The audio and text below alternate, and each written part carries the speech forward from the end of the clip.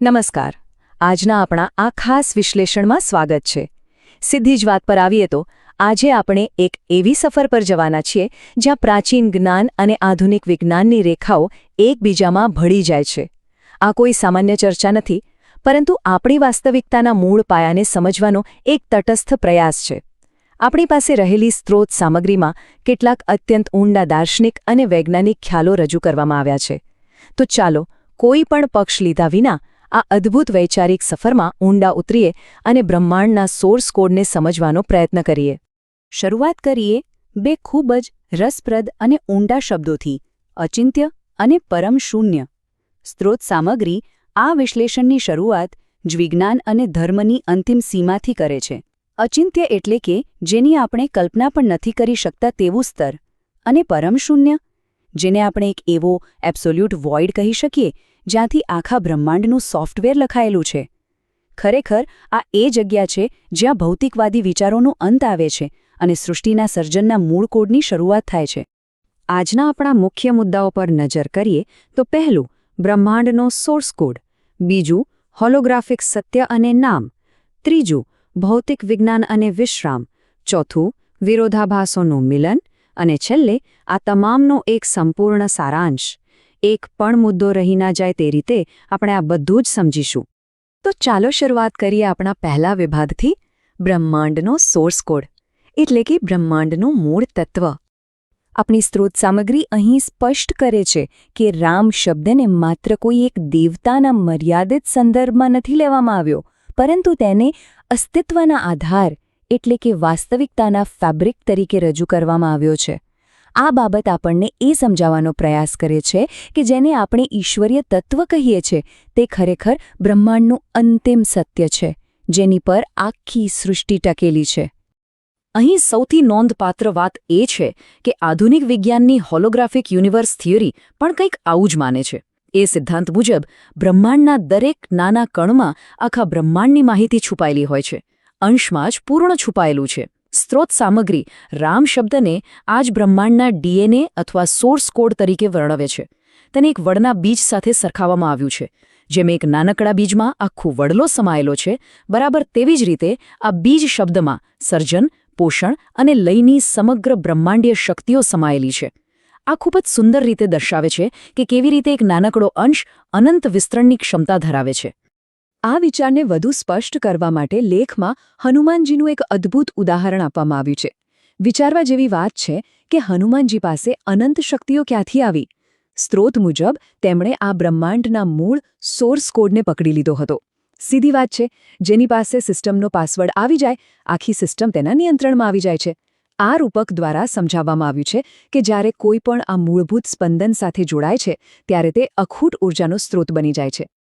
હવે આગળ વધીએ આપણા બીજા વિભાગ તરફ: હોલોગ્રાફિક સત્ય અને નામ, એટલે કે નામનું ગણિત. અહીં ગોસ્વામી તુલસીદાસની એક ખૂબ જ પ્રખ્યાત પંક્તિ ટાંકવામાં આવી છે, જે કહે છે કે રામનું નામ સ્વયં રામ કરતાં પણ મોટું છે.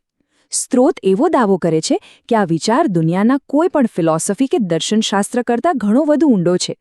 પણ જરા વિચારો, શા માટે એક નામ વ્યક્તિ કરતાં મોટું હોઈ શકે? ચલો જોઈએ આની પાછળનો તર્ક શું છે. આ સરખામણી ખરેખર આંખ ઉઘાડનારી છે. આપણે સૌ જાણીએ છીએ કે શરીર અથવા ભૌતિક સ્વરૂપ હંમેશા સમય અને સ્થાનથી બંધાયેલું હોય છે. ભૌતિક સ્વરૂપ એક સમયે એક જ જગ્યાએ હોઈ શકે અને તેથી જ તેની અસર મર્યાદિત રહે છે. જ્યારે બીજી તરફ નામ એટલે કે સ્પંદન કે વાઇબ્રેશન, તે સમય અને સ્થાનની મર્યાદાઓથી સાવ મુક્ત હોય છે. ભૌતિક સ્વરૂપની ગેરહાજરીમાં પણ સદીઓ પછી પણ સ્પંદનની શક્તિ અકબંધ રહે છે અને નિરંતર અનંત લોકોને પ્રભાવિત કરે છે. આ જ સમજાવે છે કે શા માટે નામ હંમેશા સ્વરૂપ કરતાં વધુ શક્તિશાળી સાબિત થાય છે. આપણો ત્રીજો વિભાગ છે ભૌતિક વિજ્ઞાન અને વિશ્રામ, એટલે કે અંતિમ વિશ્રામની શોધ. ભૌતિક વિજ્ઞાનનો એક બહુ જ સરળ અને સાર્વત્રિક નિયમ છે: બ્રહ્માંડની દરેક વસ્તુ સ્ટેબલ સ્ટેટ એટલે કે સ્થિરતા અને વિશ્રામ પ્રાપ્ત કરવા માંગે છે.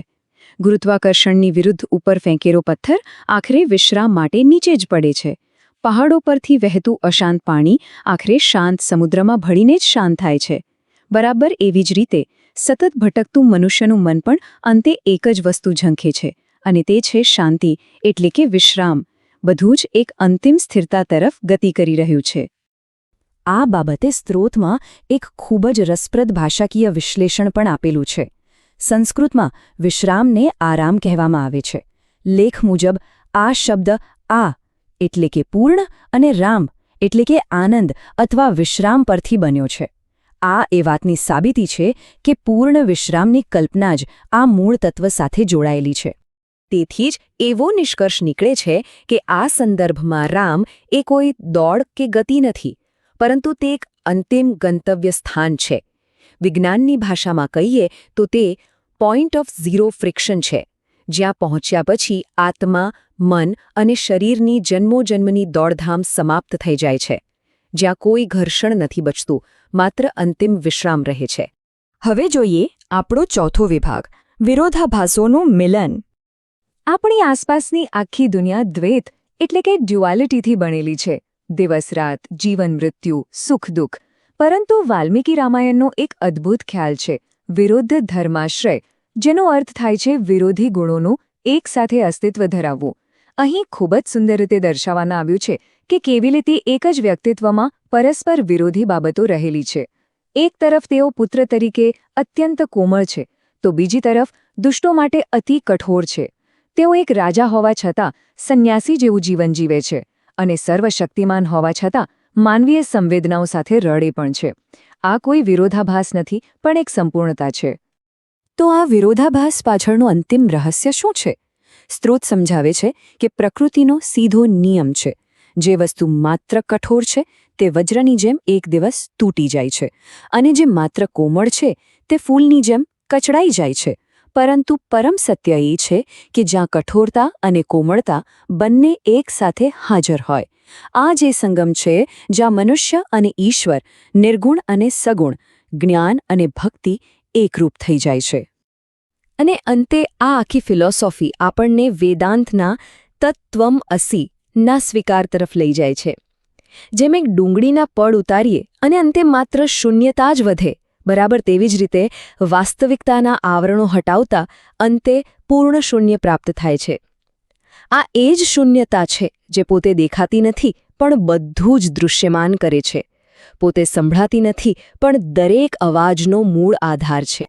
સ્ત્રોતની આ અંતિમ વાત આપણને બહારની દુનિયામાંથી અંદરની તરફ વાળે છે. તે કહે છે કે આ ગહનતાને પામવા માટે બીજે ક્યાંય જવાની કે ભટકવાની જરૂર નથી. ફક્ત મૌનમાં બેસીને, આંખો બંધ કરીને માત્ર આપણા પોતાના હૃદયના ધબકારા સાંભળવાની જરૂર છે. અને આ જ આખા લેખનો સૌથી ચોટદાર નિષ્કર્ષ છે. આધુનિક વિજ્ઞાન ભલે હૃદયના ધબકારાને લબડબ કહેતું હોય, પરંતુ સ્ત્રોત મુજબ ઊંડાણપૂર્વક સાંભળતા તે બ્રહ્માંડના એ જ મૂળભૂત સોર્સ કોડની ગુંજ છે. જ્યારે આપણને આપણા પોતાના જ શ્વાસ અને ધબકારામાં આ અંતિમ સત્યનો અહેસાસ થાય છે, ત્યારે વાસ્તવિકતાને સમજવા માટે અન્ય કોઈ પણ પુરાવાની જરૂર રહેતી નથી. તો ચાલો અત્યાર સુધી આપણે જે કંઈ પણ જોયું તેનો એક સંપૂર્ણ સારાંશ મેળવી લઈએ. આજના વિશ્લેષણમાં આપણે આ 4 મુખ્ય સત્યો જોયા. પહેલું, આખું બ્રહ્માંડ એક હોલોગ્રામ છે જે એક જ મૂળભૂત સોર્સ કોડથી બનેલું છે. બીજું, આપણે સમજ્યા કે ભૌતિક સ્વરૂપ કરતાં સ્પંદન કે નામ શા માટે વધુ શક્તિશાળી છે. ત્રીજું, ભૌતિક વિજ્ઞાનના નિયમોની જેમ બધું જ અંતિમ વિશ્રામ કે શૂન્ય ઘર્ષણના સ્તર તરફ ગતિ કરી રહ્યું છે. અને ચોથું, સૌથી મોટું સત્ય એ કોઈ એક ગુણ નથી, પરંતુ તમામ વિરોધાભાસોનું સંપૂર્ણ અને સુંદર સંતુલન છે. ખરેખર આ જ વાસ્તવિકતાનો સાચો આધાર છે. આજના આ ઊંડાણપૂર્વકના વિશ્લેષણમાં જોડાવા બદલ ખૂબ ખૂબ આભાર. આ માહિતી ચોક્કસપણે વાસ્તવિકતા અને બ્રહ્માંડને એક નવા જ દૃષ્ટિકોણથી જોવાની પ્રેરણા આપે છે. પણ અંતે એક પ્રશ્ન વિચારવા જેવો છે. શું આપણે બહારની દુનિયાના કોલાહલમાં એટલા વ્યસ્ત થઈ ગયા છીએ કે અંદર ચાલી રહેલા બ્રહ્માંડના આ સોર્સ કોડને સાંભળવાનું જ ચૂકી ગયા છે? મૌનમાં રહેલો એ અવાજ સાંભળવાનો પ્રયાસ ચોક્કસ કરવા જેવો છે. સંશોધન કરતા Thakkar Ashishkumar N, with cooperation Gemini and Notebook LM. ફરી મળીશું આવી જ કોઈ રોચક માહિતી સાથે.